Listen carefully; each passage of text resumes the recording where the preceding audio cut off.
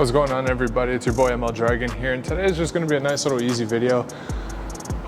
One of the ending ones before we start getting into trainings. Now this is just you guys have seen my punches before, so today's just going to be a nice little fun kick day.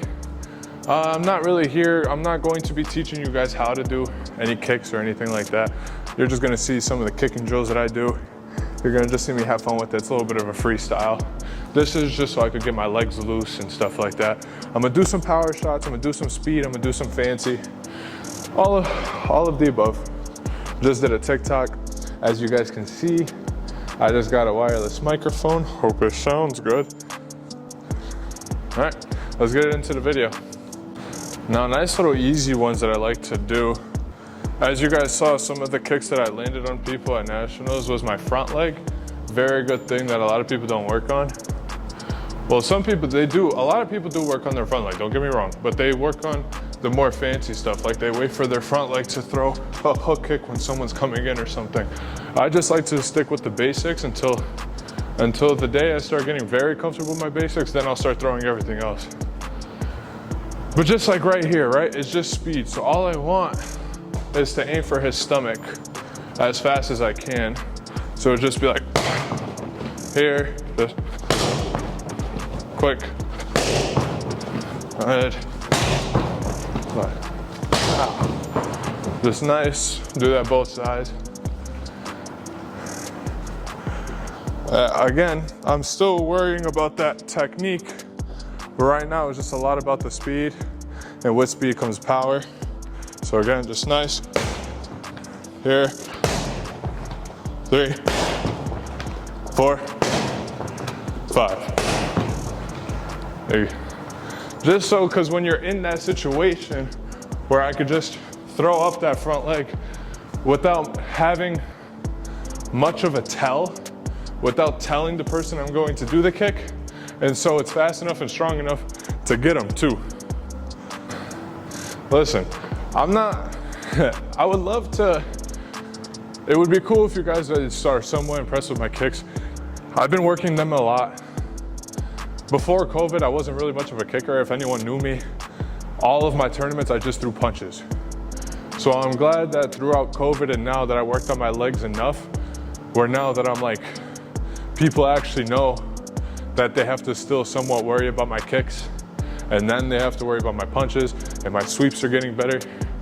So this is just my journey of becoming an all-around fighter, instead of people just saying, oh, Mateo only has jabs. Now I have jab, reverse, kicks, sweeps. And that's what everyone should go for. Everyone has a specialty, right? Everyone has their favorite kick, everyone has their favorite punch, everyone has their favorite sweep. But you have to be well-rounded, because if someone has an answer for your specialty, then you're screwed. You need to have a plan B, plan C, plan D, plan E, blah, blah, blah. All of the above, all the plans. Now, on the quick, don't stop, just have 5 non-stop. Floor is lava, have that foot bounce off the floor. Ready? Try it, just from here, just going.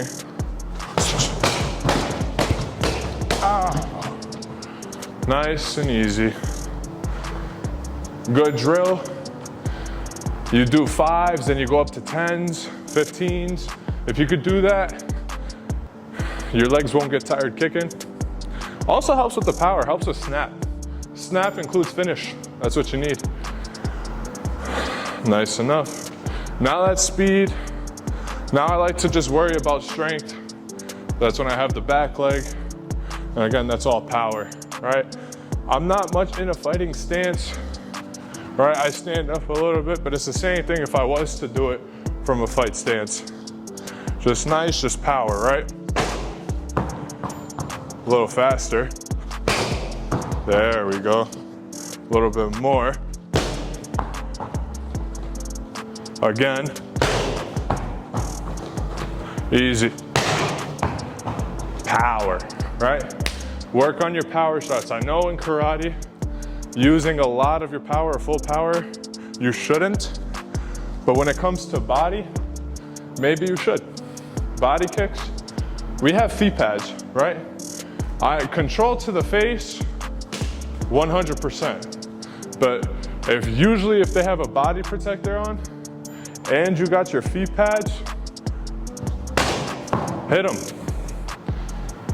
I don't expect to get kicked lightly, right? When someone throws a body kick, I'm prepared to either take it or block it. And now you could add a little bit. See if you can see in the black. So on the black punching bag, my bigger one, when you put the power in, I kind of stole this a little bit from Taekwondo, but this could help with karate as well. So when you're here and you blast a good power kick, boom, take just enough of a step back so you could kick again, and you just keep.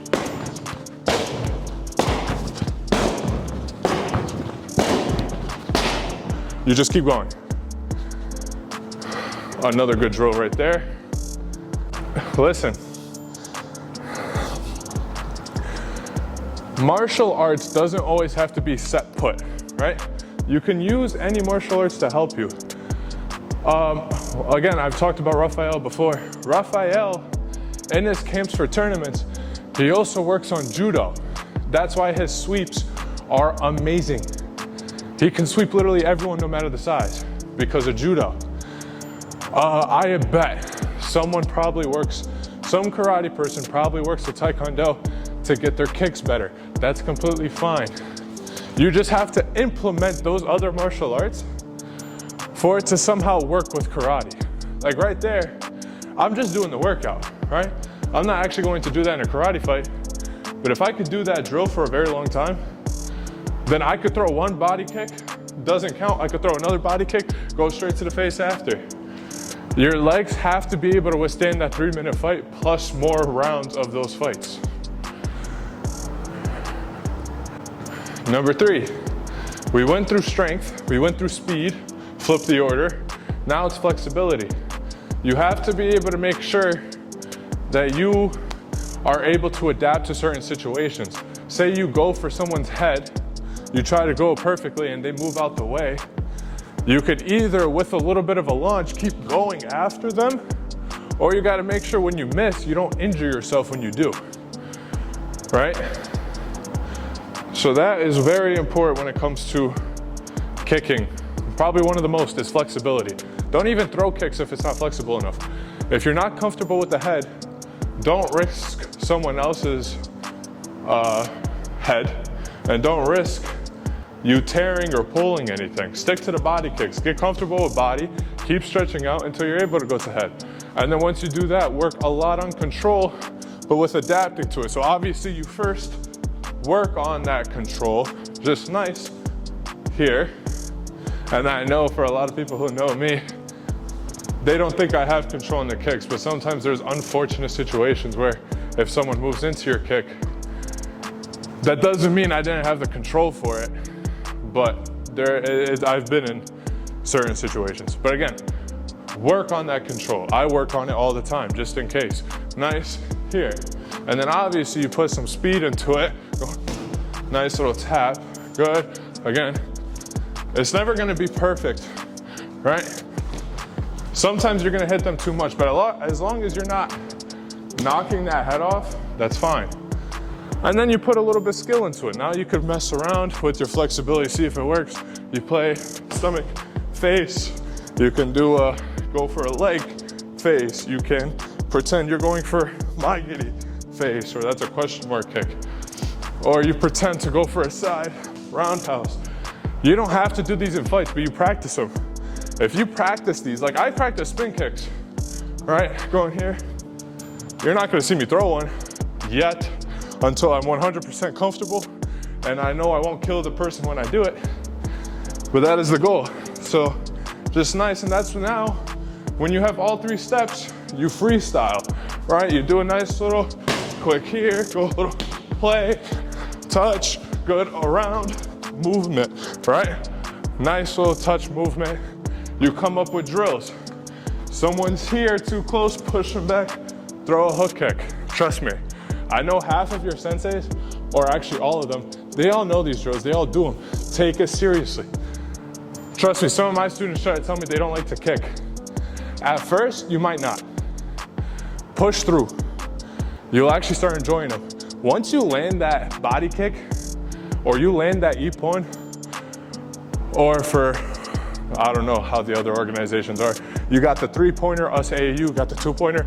Once you get that and it's clean, there is no better feeling in the world. And after that, you just practice kicks all the time. So it just becomes nature to get an E-point. So yeah, put some extra work into it. And if you have people who are having the same issues, your teammates and stuff like that, get them with you. Do some partner work, have someone hold a hand, get your control in, work on it, work on these things. Kicks are important. Your punch is important, kick is important, all of it's important. You need to have a well-rounded game. I've showed you everything that you pretty much need to know. I went over the kumite basics. Now I went a little bit longer with the kicks because I gave you a pretty good example of how punches are supposed to be, of what refs look for. Use some of it, you don't have to. Listen to your senseis as always, listen to who's teaching you, but you could use some of my advice if you want. And let's make sure for this tournament season, we're all killing it, that we all break through our limits and we're all going on to that next level. So when you go into competitions this year, and for people who think they know you, they won't. They won't expect what's coming this year. And that's what I want for everybody. I'm aiming for that, and you guys should be too. But again, thank you guys so much for watching. I'll see you guys in the next video. Peace.